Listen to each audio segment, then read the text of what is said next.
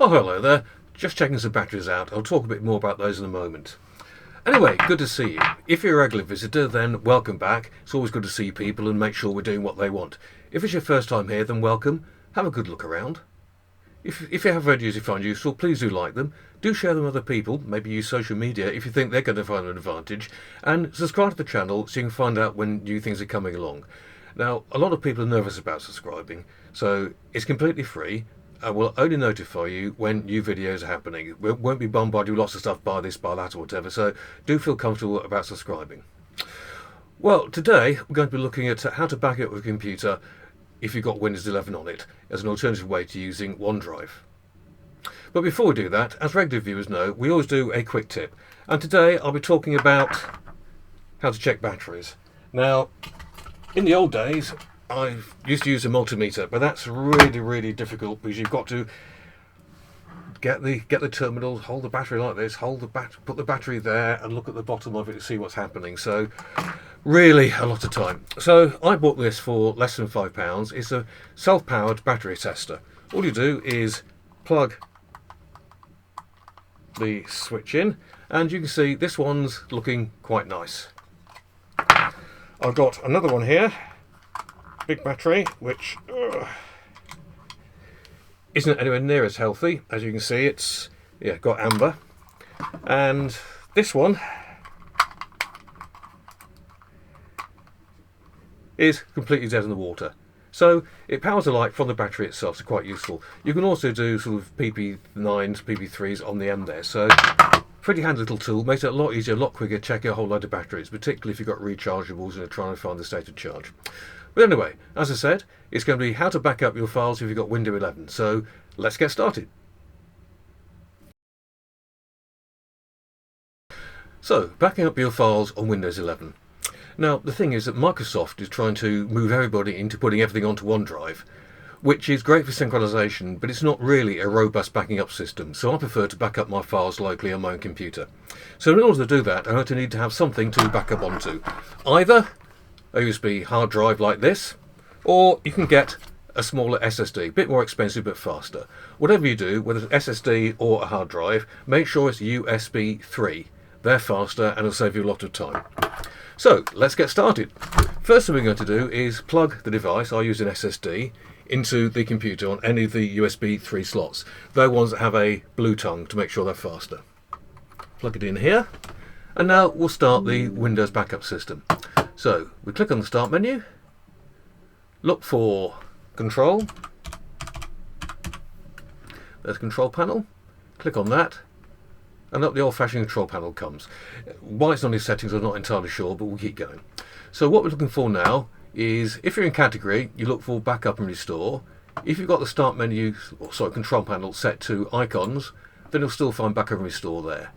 So let's go back to Category, guess what most people have. Click on Backup and Restore.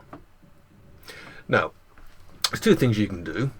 One is you can create a system image, which makes taking a picture of Windows computer as it is, so that if everything fails, then you can reload Windows and all those sorts of things together. That can be quite handy, but that's not what we're talking about. What we're talking about is doing a proper rolling backup system of all your files. So, we're going to set it up, so we click on Setup Backup. Wait a moment while it charges up. Come along. Starting Windows Backup. So I'm only using a bit of my screen, so sometimes things come out of the window I'm recording, so I have to drag them in there. But we'll wait while it starts. Can take a little while the first time. And the first time the computer runs a backup, it's going to take a long time because it takes a full backup. After that, it'll just back up files that have changed for you. So it'll be a lot quicker in the long run. Go along. Here we go. Now, that's the external hard drive, so we're going to recommend that. We're going to click Next. And we can either let Windows choose what it's going to save for you, or you can let yourself choose, and then you can work on the various libraries and folders. So let's click on Next, see what's going on there. And you can say, I want to back up everything that's on C, for example.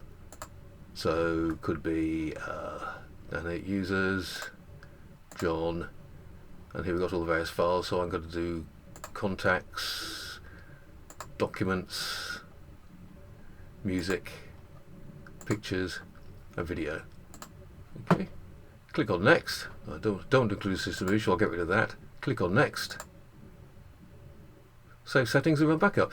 Here we can say when do you want it scheduled, so we'll say you can do it weekly, every day, what time, let's say noon, or sometime using computer. The important thing is, of course, the computer has to be on for it to be able to back up, so there's no point in having it back up at midnight on a Sunday if the computer's never turned on at midnight on a Sunday. Okay, so we'll now go OK, and save settings and run backup. And off it trundles. If you want to, you can click on View Details so you can see what's happening. What it's doing is creating what they call a shadow copy, so you can keep using the computer while it's backing up. Otherwise, if it didn't do this, then any files that are open, it wouldn't be able to back up because it wouldn't have access to them.